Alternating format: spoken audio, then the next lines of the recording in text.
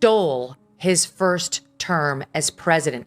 These absolute liars who run around trying to act like they're the protectors of democracy completely ruined it, tried to undermine it at every turn and at the highest levels with lies, with out and out lies that were really serious, and changed foreign policy and changed the course of history in this country in Trump's presidency.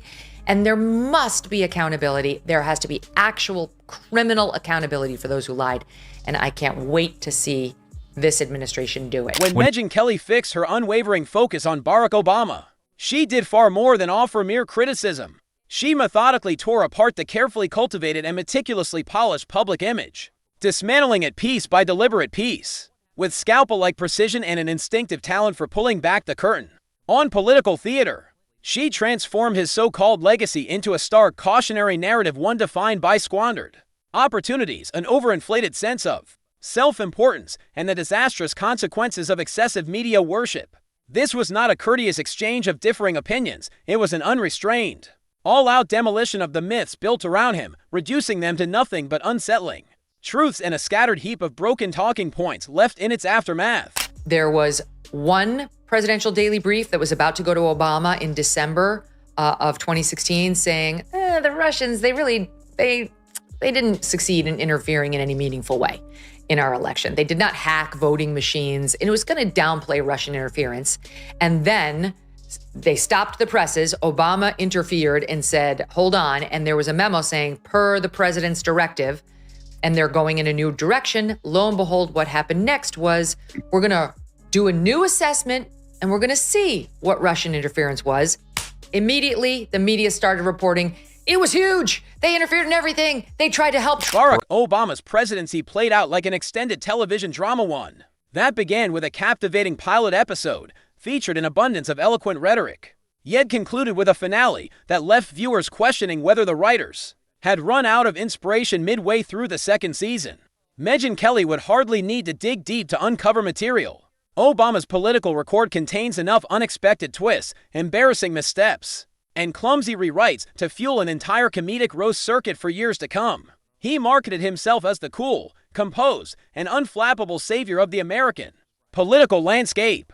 Yet beneath the glossy speeches and the cinematic aerial shots of drone diplomacy, the truth felt far less like a heroic origin story and far more like an over-budget Netflix production that had lost its spark. So while Andy and others are zeroing in on the notion that before they sat with Obama, they were going to tell him no attempts to hack our election infrastructure. And Andy will later argue them later coming out and saying, but lots of attempts to interfere in the election in general and totally to help Donald Trump. He's saying that's apples to If you're enjoying this video, don't forget to subscribe to the channel and tap the notification bell.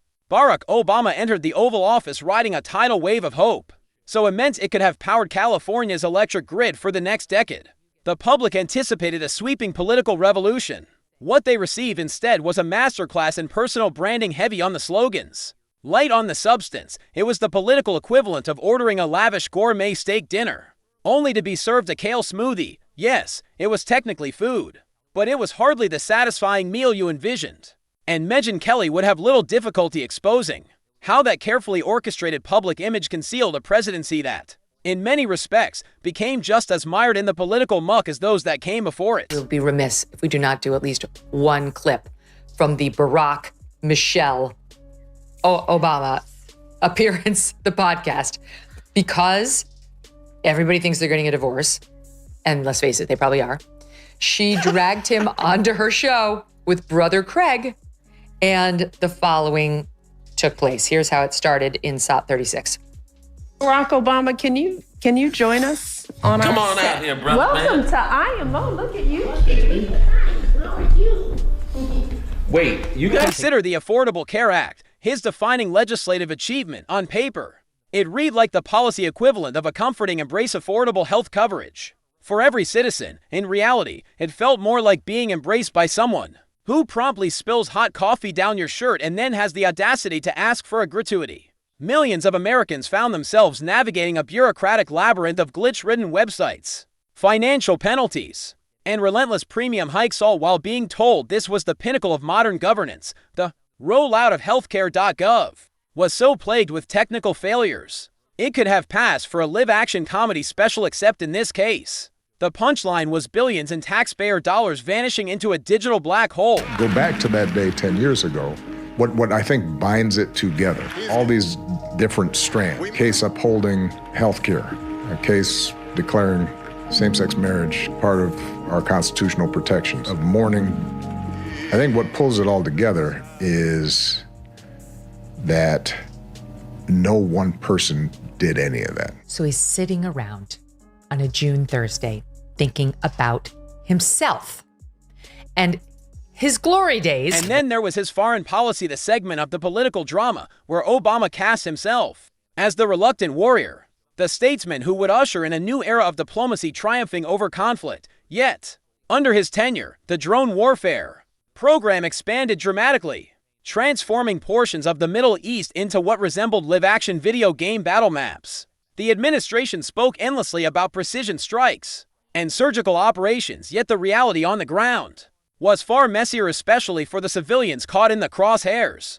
Megyn Kelly would relentlessly roast that glaring contradiction until it smoldered, questioning how a Nobel Peace Prize laureate could oversee a military strategy with a body count surpassing that of some leaders he once so sharply condemned. Seeing how that other lie got pushed out there by Brennan at Obama's direction, and we're seeing what Brennan used to push the lie. One was Steele dossier, which this points out as it fell apart, and the guy went to him, CIA analyst, to say, it's fallen apart. We can't use this. He said, yes, but doesn't it rip? His approach to Syria was a geopolitical masterclass in hesitation. He drew a bold red line over the use of chemical weapons, only to stand by as that line was smudged, erased, and redrawn in vanishing ink. The result was a message to the world that under his leadership, America's word was negotiable, a form of choose-your-own-adventure diplomacy that left allies confused and adversaries emboldened. Meanwhile, Russia brazenly strolled into Crimea, and the Obama administration's response came in the form of sanctions so feeble they could have doubled as passive-aggressive greeting cards. On the home front, his economic record became a political Rorschach test. Supporters saw a slow but steady recovery from the 2008 financial collapse, while critics pointed to an era defined by stagnant wages, ballooning national debt, and a Federal Reserve printing currency as if it were running an endless monopoly tournament. The irony is almost self-writing. The man who campaigned on unity and transformative change inadvertently helped set the stage for one of the most divisive political chapters in modern American history. The truth is, if you add it all up, even the year, if the odds were you're going to be married to your partner for 50 years and 10 of those years could be bad, you'd sign up for it. You'd sign up for it. You'd sign up for it. Right. And that's really how it works out. Is it, Michelle? It's not. I've been married for 17 and a half years, and not one was bad. I think she and he married the... And then there's the surveillance state.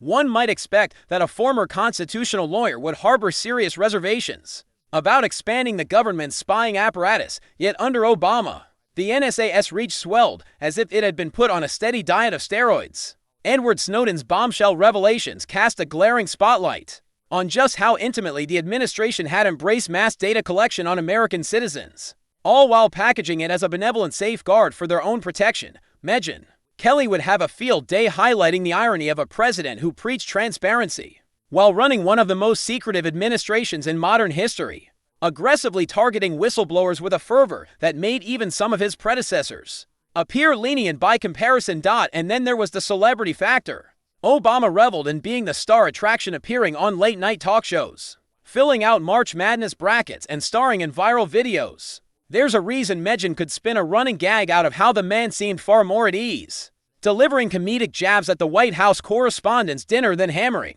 out substantive bipartisan agreements on Capitol Hill. Aspirational point that he was determined to help Trump and get Trump elected was a political hit job that they then leaked to the media immediately, as you pointed out the other day, that before the homework assignment was even completed, in other words, Obama said, go back and change your report. They had leaked to the media what the conclusion of it would be.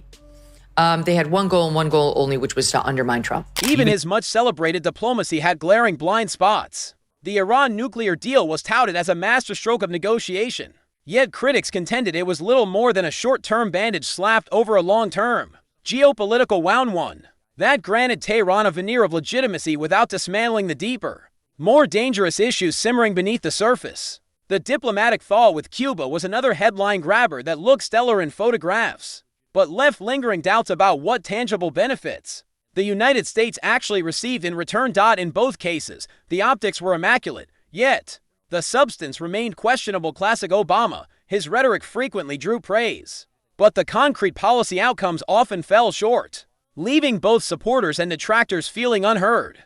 Megyn Kelly could easily carve through that contradiction, questioning how a leader so gifted at speaking to the nation could falter so consistently when it came to bridging its divides. And through it all, the media often treated him like a political unicorn, seemingly immune to the level of scrutiny other leaders routinely endured. Controversies such as the IRS targeting scandal, the Veterans Affairs hospital crisis, and the Benghazi attack generated extensive coverage, yet rarely clung to him with the same intensity they would have to a president lacking his finely honed media savvy. Speaking of Barack Obama, he decided to drop a post on X today, and I thought, okay, maybe in the wake of the Pete Hegseth presser, he's going to say something like, no matter how you feel about the Iranian strike, hats off to our, boys in blue, our guys in the bombers. He went a different way. This is what it was. Curious how you're thinking about this eulogy specifically in the moment and all the tensions that you just brought out. I didn't even want to talk. I was so mad. Part of the reason I think I ended up having anything to say at that moment was when I heard some of the victims' families forgive the shooter. And I thought, all right, let's see if maybe this is a way America can. His talent for deflecting criticism was unparalleled. He could pivot from a pointed question to a disarming anecdote faster than most people could utter the phrase, change we can believe in. By the time he exited the White House, the gap between the soaring rhetoric of his campaign and the tangled reality of his governance had become impossible to overlook. The man who vowed to mend a divided nation ultimately left behind a political landscape even more fractured than the one he inherited. Supporters remember the hope, the historic symbolism, and the promise of something new. Critics remember the squandered opportunities, the contradictions, and the persistent gap between image and execution. The Obama presidency was, in many respects, a masterclass in branding, a meticulously choreographed production that kept audiences enthralled, even as the script unraveled behind the curtain.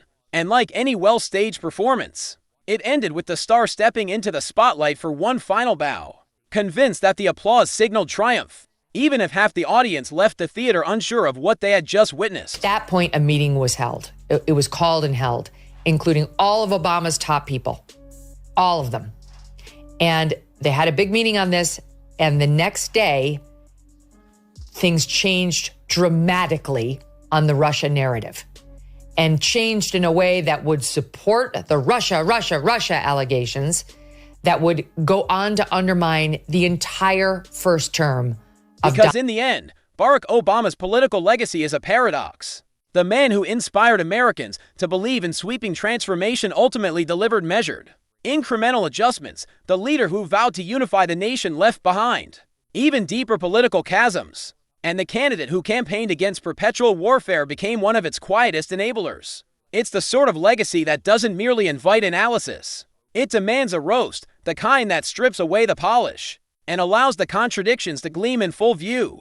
And judging by the wealth of material still left on the table, this roast is far from over. Obama's post-presidency has become less a testament to statesman-like dignity and more an exercise in perfecting the art of self-promotion, carefully wrapped in the language of public service. Every time he steps onto a stage, he carries himself as though the world is eagerly awaiting his next great policy revelation, when in truth, it's often just another meticulously packaged narrative, punctuated with dramatic pauses designed to keep the audience nodding along. More fuel on the fire that there's a potential, maybe a divorce or some sort of rockiness going on in the Obamas' relationship.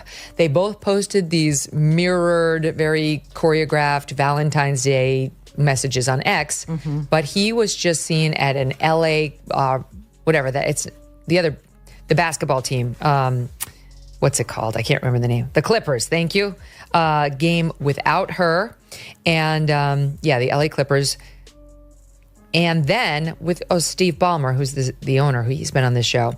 And then on Tuesday, he was spotted eating out at a fancy dinner in Sherman Oaks with both daughters, Malia and Sasha, but again, no Michelle, according to TMZ. The carefully cultivated public persona is now so immaculately polished that it has shed any trace of genuine authenticity. This is not a statesman engaging in honest reflection about the complexities of governance. It is a brand ambassador selling a lifestyle.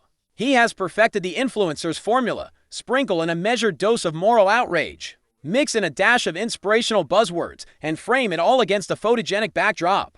The result is a career that resembles less a legacy of statesmanship and more a high-end lifestyle blog with global reach. Domestically, his so-called signature achievements form a patchwork of compromises policies that satisfy no one entirely, yet are still packaged and marketed as historic triumphs. It's the political equivalent of a heavily advertised fast food sandwich, mildly satisfying, gone in moments, and ultimately forgettable. The irony, of course, is that his current public commentary frequently targets government dysfunction as if he himself had not played a starring role in that same production for 8 years. She's on the record. They can pretend all they want that it's just tabloid fodder that has led people to think they're on the outs. That oh yes, he appeared without her, here or there, and people, no. Okay, first of all, she didn't go to the Trump inauguration. She didn't go to the Jimmy Carter funeral. He's been spotted out at basketball games and out to dinner with their daughters repeatedly without her. You'd be hard-pressed to find a recent picture of the two of them together. He speaks about national division as though he were a neutral bystander, carefully sidestepping the inconvenient reality that his own presidency deepened many of those ideological trenches. It's a calculated performance. Play the role of the wise elder while subtly pretending that the political mess unfolding today has nothing to do with him and the media. They devour it eagerly, as if he's delivering prophecy from atop some mountaintop. Perhaps the most enduring feature of the Obama brand is its reliance on selective memory. Supporters are urged to remember the stirring speeches, the effortless charisma, the glossy magazine covers, but not the disappointments. It's nostalgia wrapped in marketing, where every flaw is reframed as a teachable moment and every failure repackaged as an unavoidable reality. In the process, he has become virtually untouchable to his base, a figure now more myth than man. Even as the historical record grows increasingly complex, strip away the polished imagery and what remains is a ledger filled with half measures, cautious decisions, and a remarkable ability to remain above the political fray while keeping his fingerprints faint enough to dodge accountability.